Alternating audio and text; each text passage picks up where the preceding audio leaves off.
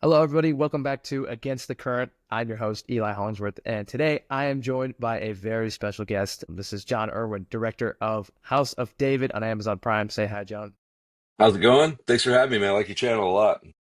It's great to have you. I'm very excited to talk about the show. Now, this is not The Chosen, obviously, but it is kind of, in the same realm, and it's doing a lot of the same things that The Chosen is. So it's very exciting to see it in the space of entertainment, and what's doing. So I love the show. I've seen the first three episodes, and I think it's great. So Yeah, it's cool. It's a cool moment in time, by the way. I talk to Dallas a lot. I mean, Dallas and I have been talking about this for years. That this is kind of like the year of the Bible. I mean, it's an unbelievable moment. I've never seen anything like it in my career where this type of resources are being put towards the Bible. And so Dallas and I, we collaborate a lot, and it's just a great friendship. And so it's cool to see us able to sort of gravitate to the stories we most want to tell in the Bible, and then be able to tell them in a way that sort of mutually lifts up, Scripture itself. I've got a friend who started this app, YouVersion Bible app. His name's Bobby. It's like the Bible on your phone. He was like, there's this surge in like searches for King David, and mm, interest, and so that's the goal. I mean, the goal is for people to watch this, to watch things like a TV show, and then open up the Bible again. yeah, no, that's awesome. Yeah, it's really cool to see. And you wanted to tell the story of David for a while, as I've heard. Since I was 16, yeah, man, I could tell you, I'm a total nerd as well, and cameras. I'm a kind of a geek for cameras, so I could literally tell you my story in cameras. But my first one was called the Canon XL1, long before your time, and it was mini DV camera. And my dad bought it for me when I was 16. And we went to loan for like 10 grand for like some editing gear. It was like the first nonlinear editor. And on a green G3 that the motherboard folded down, and you could it was very different then. It was Adobe Premiere 2. Wow. Basically, the camera came in on Wednesday. We went to Israel like on a Friday, and did this documentary, just he and I. I had no idea how to use this camera, and but we stayed in the old city of Jerusalem, and I got to go to King David's tomb, and just the Bible just came to life. Like my imagination, just the stories just became real right in front of me, and that's when I first started dreaming about the possibility of what David's story was. And it's just that curiosity started, and then it's one of the first scripts I wrote as a feature long, long ago, when I had lots to learn about the industry and patience and the craft. And then just every film that I've done has been about trying to get the skills required to do the story of David. Yeah, you were 16, I believe.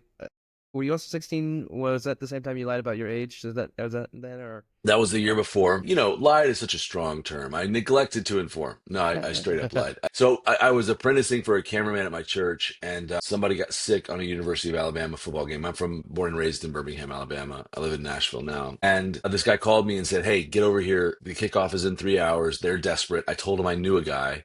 Get over here right now, and just don't tell anyone that you've never done this before at all.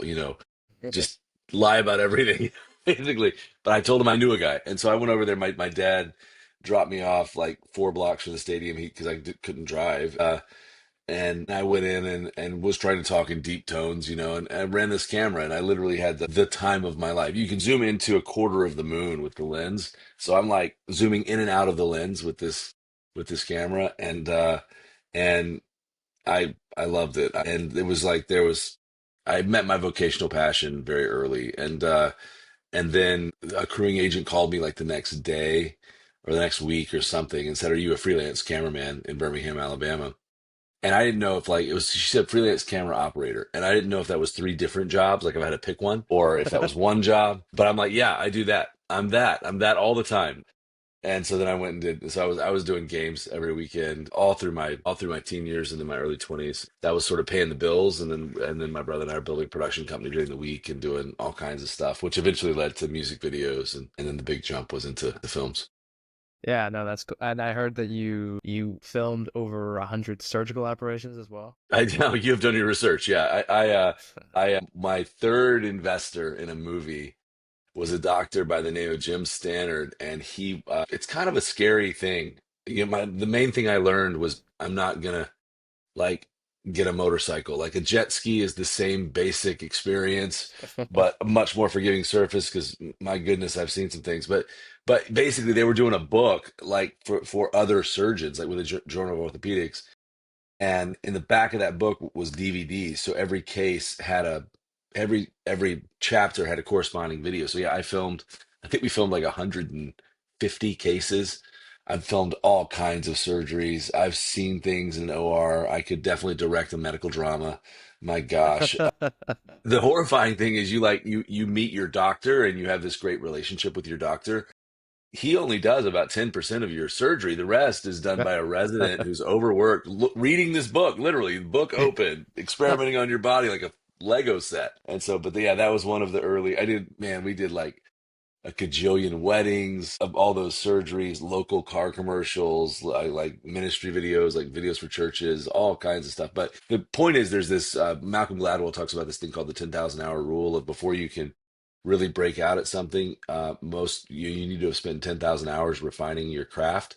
And I was able to just do that through all those videos, and then especially music videos, and was able to do it early. And so this is something. It's one of the things that in faith-based entertainment we call it the gap between the audience and sort of the industry and craft. Like things are either authentic to the audience but very poorly made, or things that are very well made but inauthentic and or even feel like a betrayal to the audience. And so we've been trying to kind of close that gap over time incrementally, and to quote Ryan Reynolds, it's like you can't do something well before you're willing to do it badly. And so, but we've been trying to get better and better at what we do so that we can earn these stories. And there's no replacing the time it takes to do that. And so the good news is I was just able to do it early and over a much longer period of time, just because this is kind of all I've ever done. That's cool. Yeah, and you talk about the gap. I've heard you talk about the gap before, but so you and your brother pretty early on started your own video production company. So We did. Yeah. Yeah. how is that in terms of faith-based entertainment and something that you talk about the gap a lot in terms of like starting your own company and you've started multiple companies. Yeah. Yeah. So like is that would that be a necessity? Is that like how much more freedom is there in that or Yeah, you have to be sort of wired for it. I remember when I did a deal with Lionsgate after the breakout hit of the movie I Can Only Imagine. They asked me what I wanted, and I said I really want to be seen as a entrepreneur first and a filmmaker second. I love to build things. I love to build companies, and what I noticed was that there was these anomaly moments in faith-based entertainment or values-based entertainment, whatever you want to call it, and they were life changing. Like I Can Only Imagine was a huge moment for everybody involved, including myself, or something like VeggieTales or Mel Gibson's Passion of the Christ or even The Chosen. And they can be sort of life changing for the person making them, and I think the audience for a moment, but there was nothing like sustainable. There was Star Wars never became Lucasfilm, Toy Story never became Pixar. yeah. Um, and I just felt like, this business is very, very hard. Like it's a kind of a performance sport. It's hyper competitive, and very, very risky. And, you're always traveling. And so I just felt like, I want to make something that's going to be worth it in the end. So that's what the company that, we formed a production company, Kingdom Story Company, and then we started making videos for, movies with Lionsgate. But then I was able to study Lionsgate as a studio itself, really at depth, and had a real mentor there, Michael Burns, the chairman of Lionsgate, and just a great mentor and friend. And he, I just began to learn how a studio works, and that's where the crazy idea that we're chasing now was born of. What if we could be the studio? What if instead of kind of building everyone else's house and seeing those houses built on sand?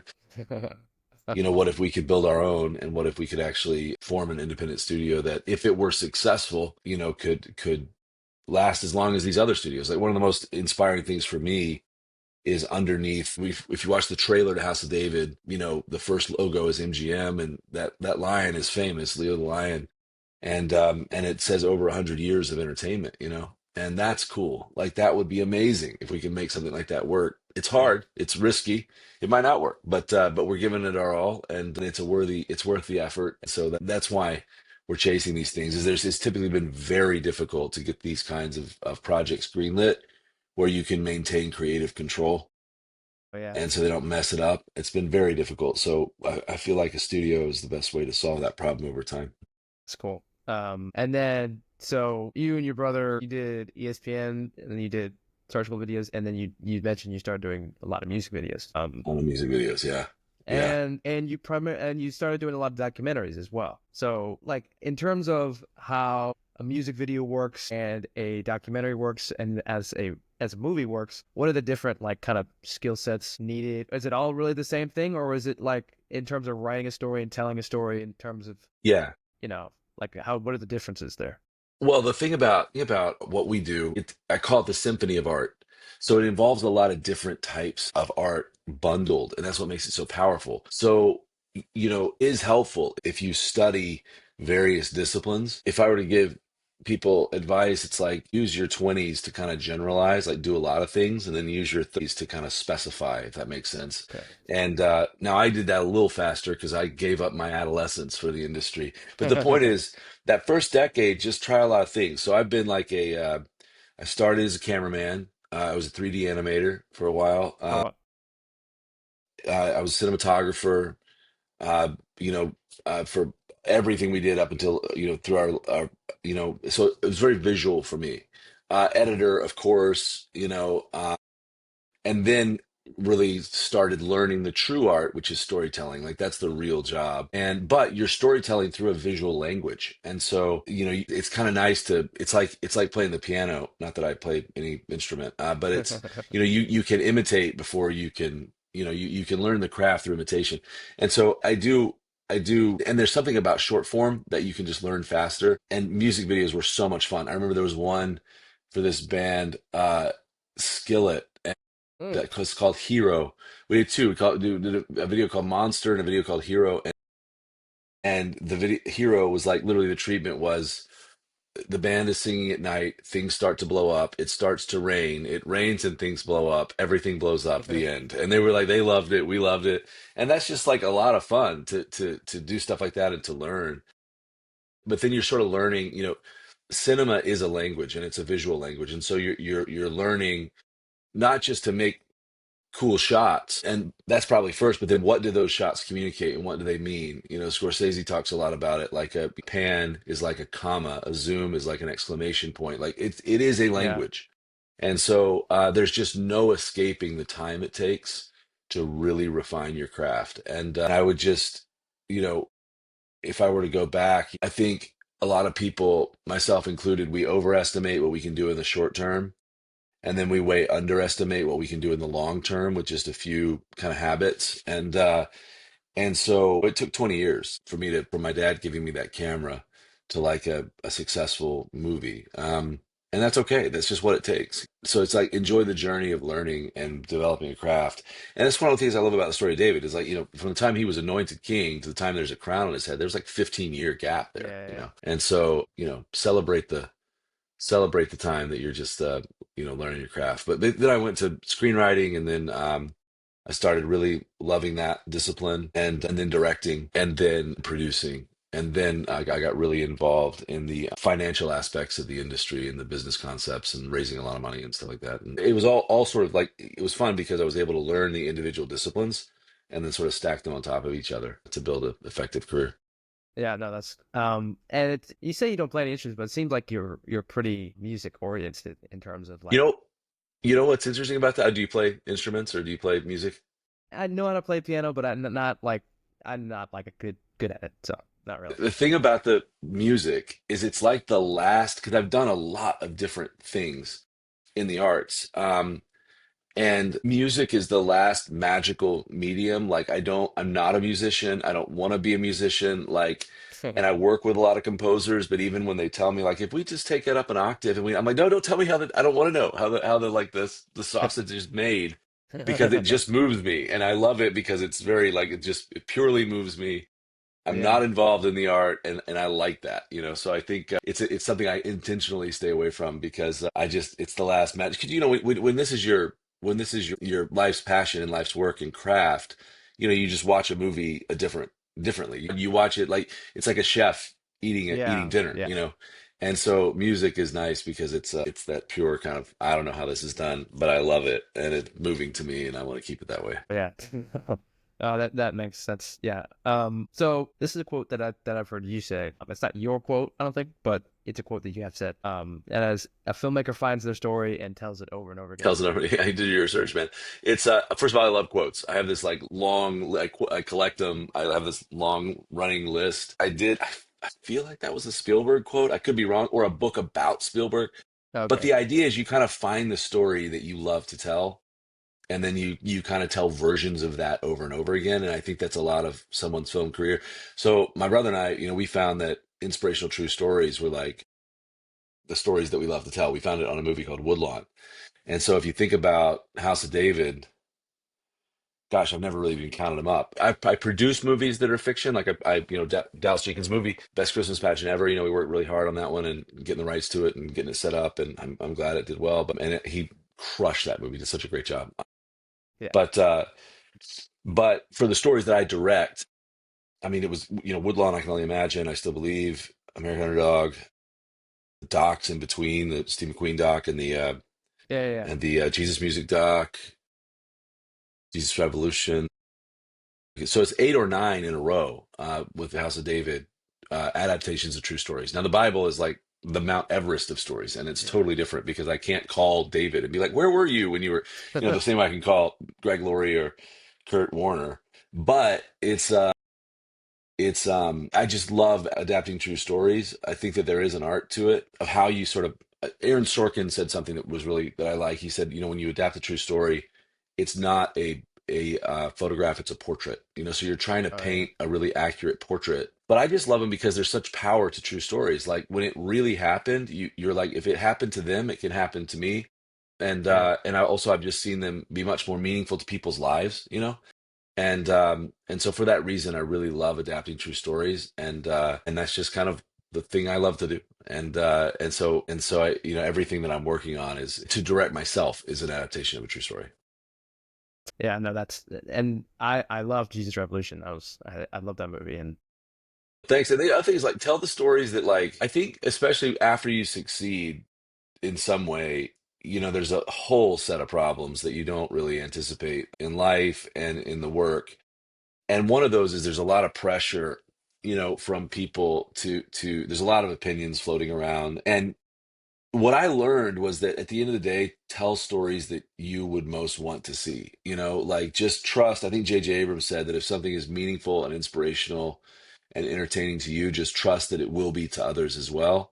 yeah. And there's a point where you have to make it for the audience. You have to kind of give it to the audience. And testing is that point for me. I use that. I use testing a lot in shaping a product. But in terms of the stories that I choose and the reasons that I choose them, I do things that I just really fall in love with and want to see. So with Jesus Revolution, I bought this magazine on eBay, this 50-year-old, Time magazine, and it was like this psychedelic Jesus on the front of it. And I just felt like it was like a Cameron Crowe film and kind of like an almost famous. It was really fun and funny and meaningful. And I felt like my generation had never experienced anything like it. And I carried it around like in my laptop bag for pretty much like 8 years between the movies Wow. trying to get it made. Was thinking it was a Kickstarter documentary at first, and a lot of people told me that it wasn't a movie. Like a lot of people are like, "This isn't a movie. This is too small." But I really believed in it, and loved it, and again, and it did really, really, really well. But I think that a big part of it is just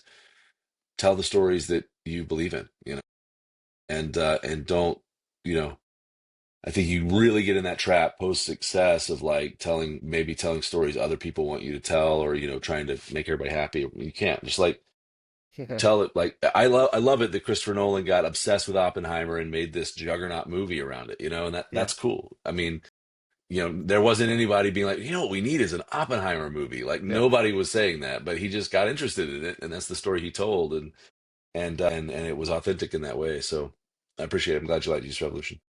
Yeah, no, I just love that, like the vibe of it. The soundtrack was great, the visuals were cool, and the like that 70s. I think he really captured that like Thank you. Yeah, essence I, that kind I of I film. borrowed a few things from Dallas with his permission in between seasons. And Jonathan Rumi obviously does a great job in the Yeah, movie, yeah, and I love working with him. And then Aki's who shoots The Chosen, Yeah, yeah, yeah. was the cinematographer for Jesus Revolution, did a great job. And then he's the one that actually said, you have to film House of David in Greece. And we went and scouted Greece together. He couldn't shoot it because he's shooting The Chosen, obviously, but we scouted it originally together. And that's the reason we landed in Greece. And the cinematography in House of David is like very very big and like mystical.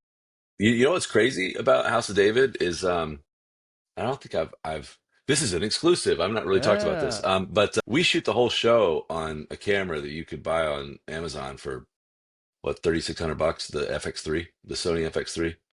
The whole show is shot on the FX3, and we have 18 of them. I saw this movie, The Creator, a Gareth Edwards movie, that was and great. Yeah, I got obsessed with the way they shot it, and I didn't believe it. It was the first time since there was a camera called the Red One that I used a ton way back in the day. And it was the first time since then that I had heard rumors that there's no way this can be true. Like, there's no way that Gareth Edwards shot this movie on a yeah, DSLR. And then I watched the behind the scenes doc on it, and it was, and I spent a lot of my own money to grab a bunch of gear over the holidays, I guess two Christmases ago, and started like building these cameras in my garage with the first AC and testing them.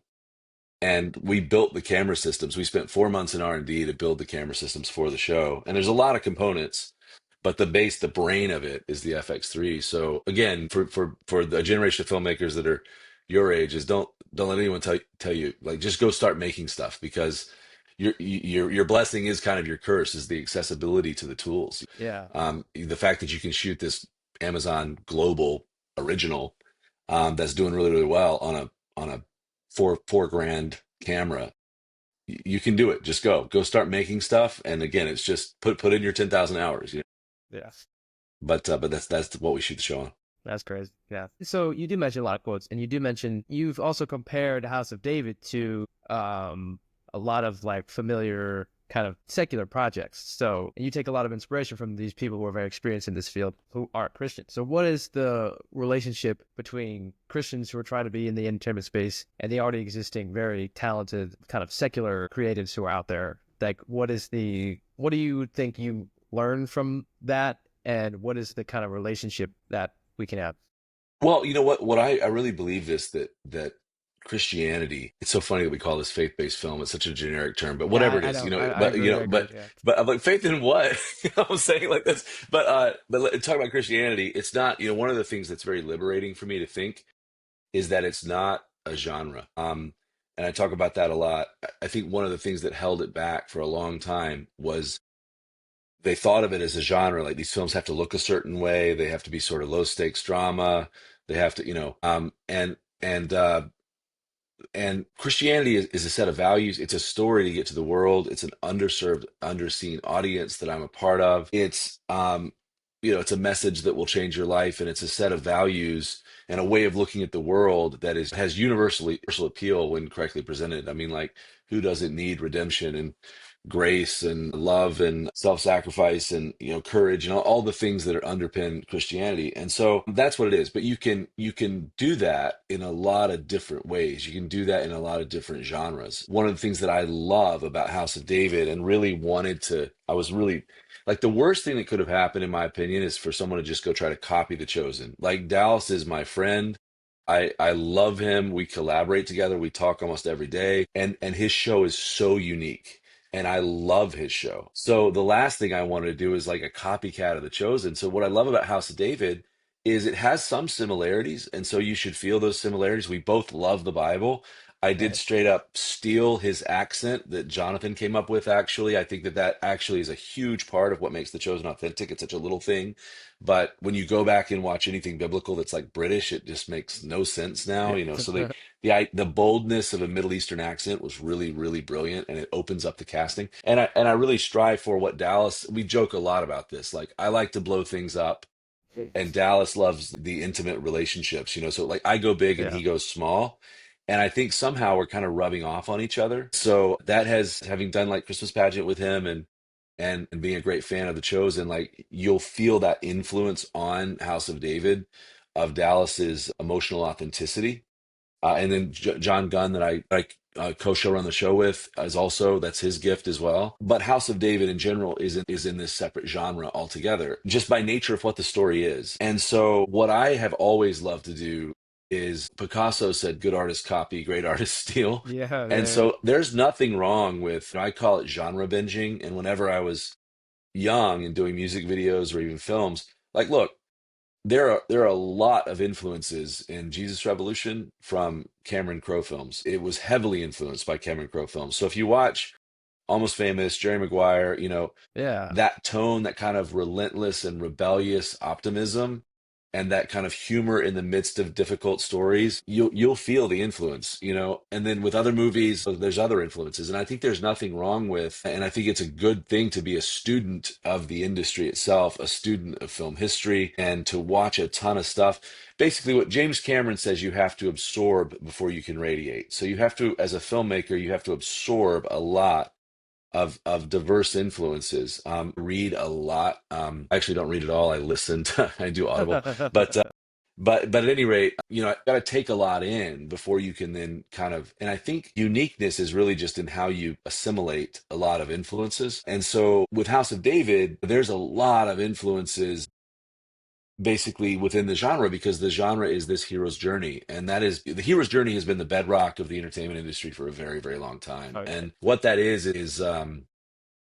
George Lucas, really, a book that really influenced him was this book by Joseph Campbell, called A Hero with a Thousand Faces. The study of that book is in comparative mythology. And so basically, Joseph Campbell's observation in his kind of life's work was that there was the same story that was occurring in cultures that could not be connected. So somehow it's written yeah, on our fabric, it's written on our souls, and yeah. it's basically this call to adventure, this hero's journey, and some kind of rite of passage, road of many trials, death and rebirth to become a hero and a symbol of hope. So what that tells me is that we're literally wired to need a savior, like on some DNA level as humans, and then also we're also wired to want to find and follow some destiny that's bigger than we are, and that is a part of the fabric of humanity. Otherwise it would not have occurred.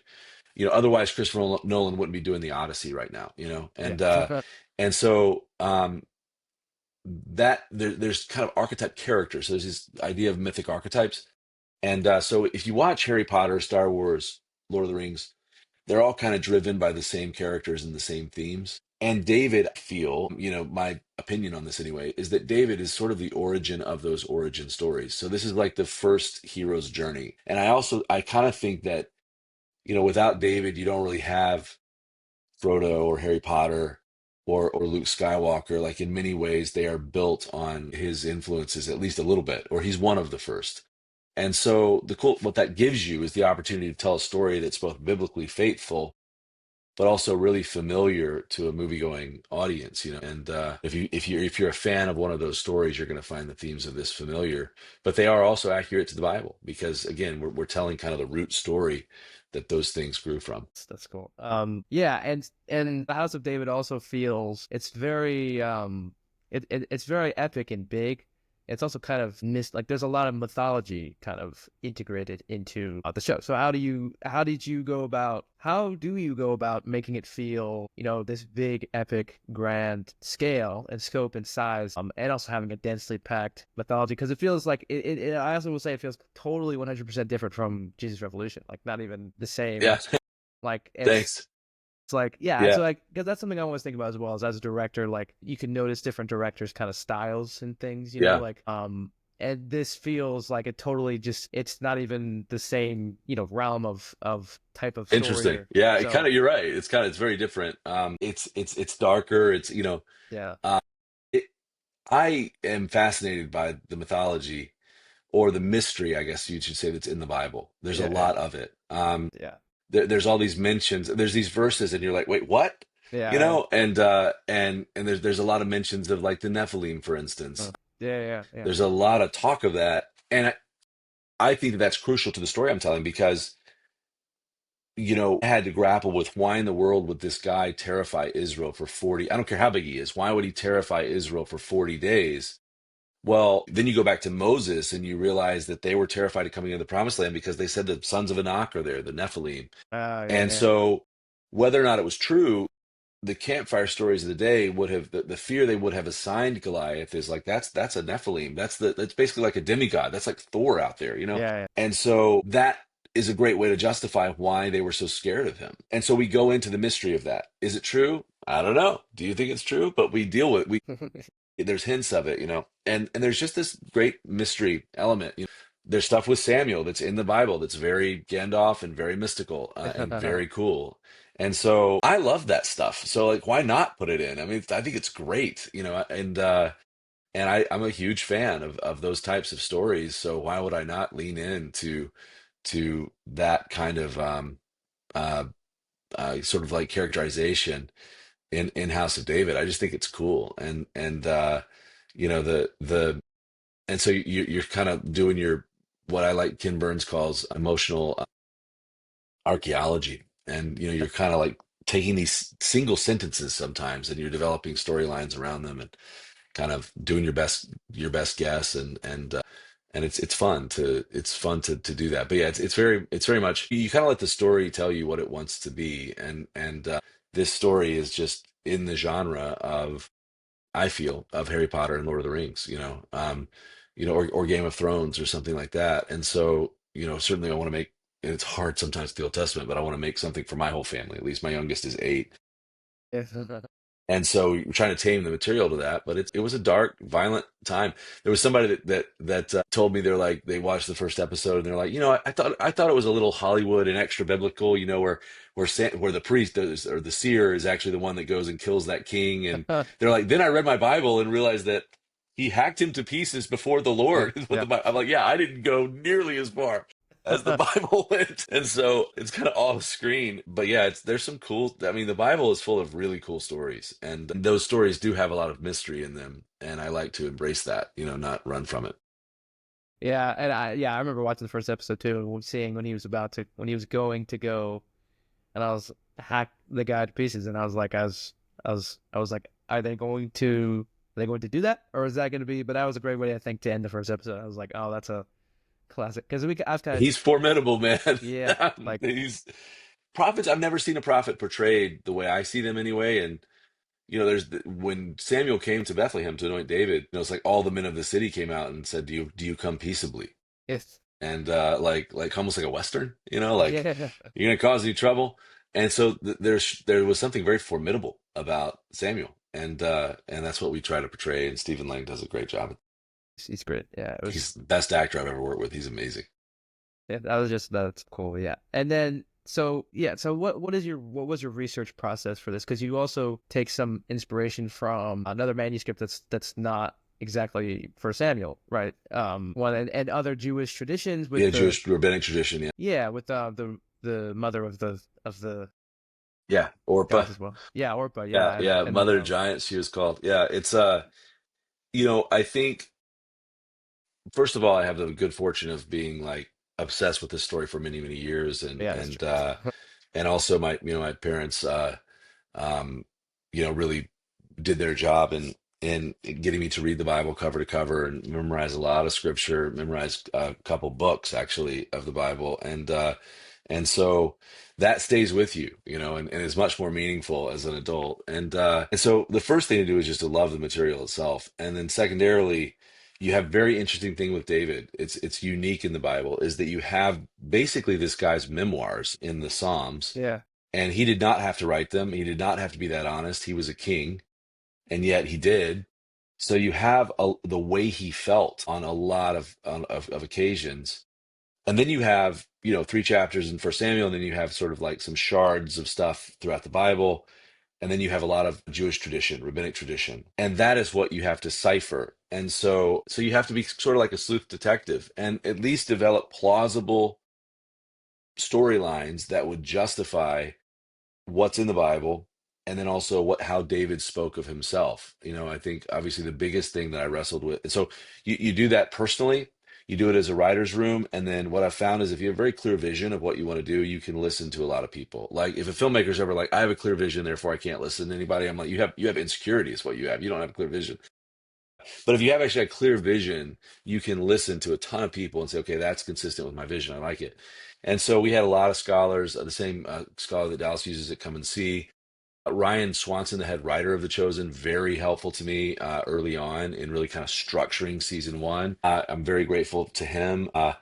And then also, some Jewish scholars, scholars in rabbinic tradition, biblical scholars, a lot of PhDs involved. And then you sort of like you take all those puzzle pieces and then you put them together into a cohesive story. And that's what we try to do. And I think the best way to look at the material is like, this is not scripture. This is not the Bible. This is a TV show. This is a love letter to the Bible. It's meant to push people to the Bible, but a lot of it is speculative. So it's also the way to see it is like commentary, like biblical commentary.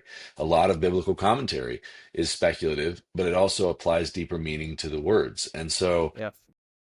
that's kind of what this exercise is. And there's also what I found is there's a difference between the facts of something and trying to wrestle with the truth of something. And I've found other adaptations kind of go with some loose facts, but they miss the truth of the story altogether. And so it's a part of the exercise is to try to wrestle with the facts of something, but also not miss the truth of the story that's being told. And that's where you have to kind of love the Bible as a whole to try to understand its kind of macro themes. And like, the biggest example I can give you of that is one of the biggest things that we wrestled with was David's mother and the origin of David. And Uh, why in the world does this character talk about himself the way he does in the Psalms? Why is his mother not mentioned at all, really, except for one verse? And then why did Jesse not bring him when Samuel came? I mean, you're going to tell me this formidable prophet that everyone was terrified of when he came to town says, Jesse, get all your sons. And Jesse's going to be like, oh, I forgot. There's this yeah. one other. No, Yeah. there had to be a reason Yeah. why David was hidden away. And there also has to be a reason why David says that, in Psalm 51, that he was conceived in iniquity, and sort of birthed in sin. And then also in Psalm 69, when he says basically that he says, I'm a stranger and foreigner to my mother's sons, or to my brothers, and to my house. And that word is a mamzer, I think is how you say it, but it's the word for bastard. Yeah. And then also he talks about himself in his city as like almost like, well, there's that kid, if you screw up your life, that's how you'll look, and Yeah. so Yeah. so that and then you study rabbinic and Jewish tradition, and you realize that, and thematically it was on point for the Bible as a whole, that yes, David was an outsider, an outcast, and that's consistent with, the stone rejected has become the cornerstone, or God uses the weak Yeah. things Yeah. of the world to confound the wise. So it was consistent with a greater narrative. So we tried to build a story around it and to sort of manifest the way David accurately talked about himself, and then details that just aren't there. So that's sort of the process. Yeah. No, and it definitely works with the story too. I think it definitely, I was watching and I was like, oh, I didn't think about all of the different things that you implied with the way that he's kind of perceived by his peers. So it It's was, there. It's yeah, there, and it's in the Bible. Same with the mythology of the giants, and at least what they would have thought Goliath was. That's yeah, also right there in the Bible, and it's great.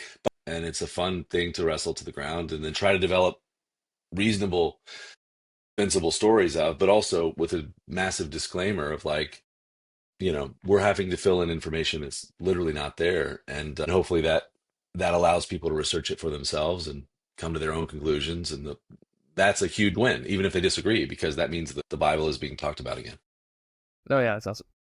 Um, you've kind of talked about it in a macro sense, in terms of comparing this to the Renaissance, and I'll kind of hit you with the two pointer here. How would you say that House of David is kind of a almost a modern day Renaissance painting? And do you think that we are in kind of the middle of a Christian art Renaissance in the modern day?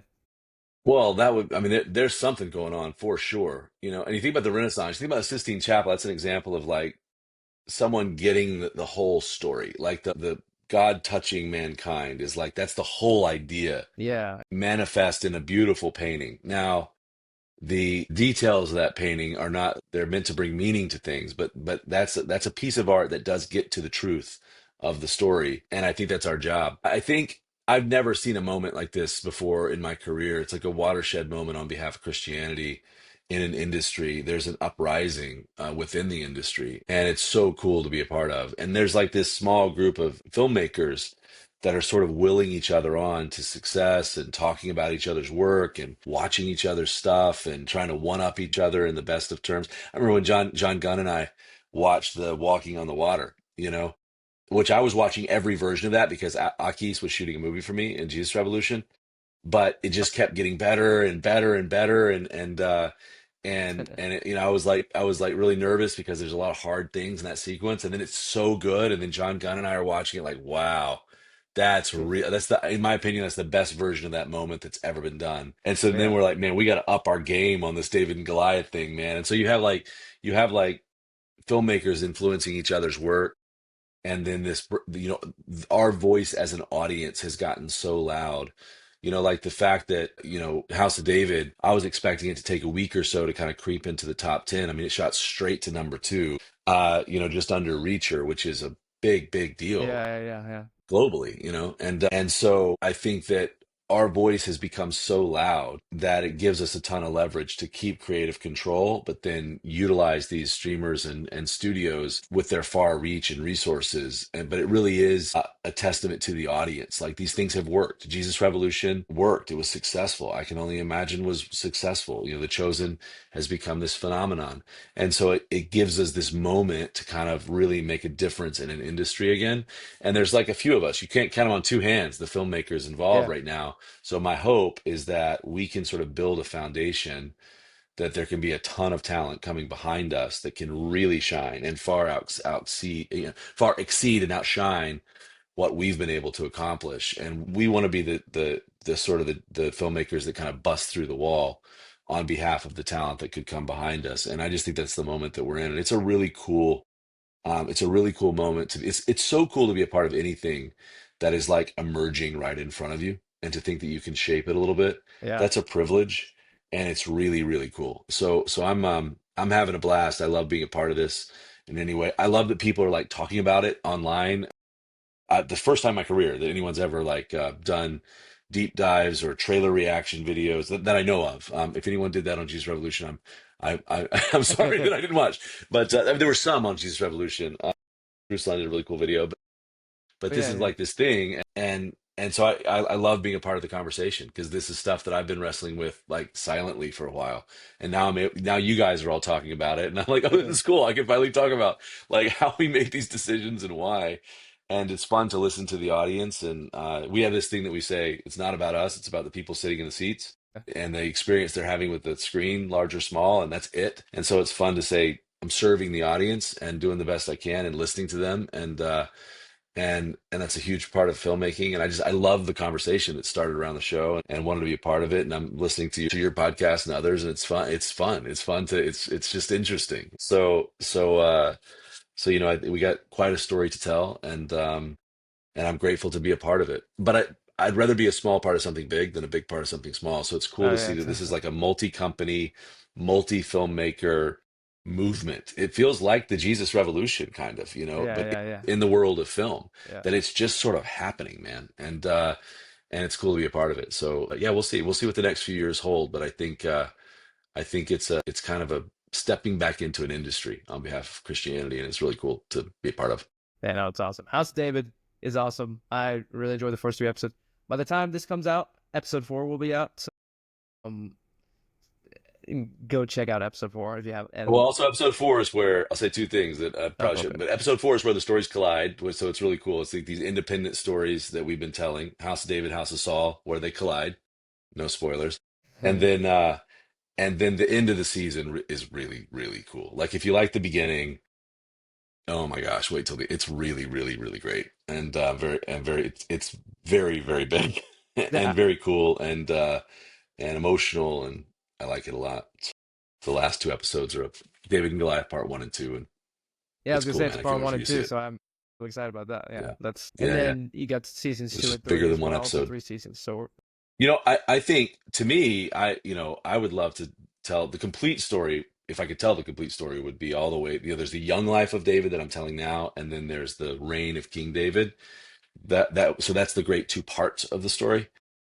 The bookends to me have always been David is a young man crying out to God, outcast, and then David's son Solomon on the Temple Mount crying out to God, dedicating the temple, which is what his father couldn't do. That would be the complete story if I could tell it. So we'll see. We'll see what happens. I love the show. I think it's great. I just love your stuff. I think you're very talented. It's great to see what's kind of happening in the Yeah, it's Christian cool. media space. Is it movies that are made by Christians or movies about Christians? Kind of a broad term, but I think everybody generally kind of knows what it means. It's a movement. It's a movement, and it's cool, and hopefully it's paving the way, for people like yourself and others, Yeah, and it's a cool moment to be involved in it. So yeah, thanks for talking about the show. I'm glad you enjoyed it. I hope you enjoy the rest of the series, I will and be watching. I hope we talk again soon. Yes, thank you. Everybody go follow Jon Erwin official on Instagram and obviously check out House of David if you haven't already. And I'll see you guys next time. Yeah, Jesus.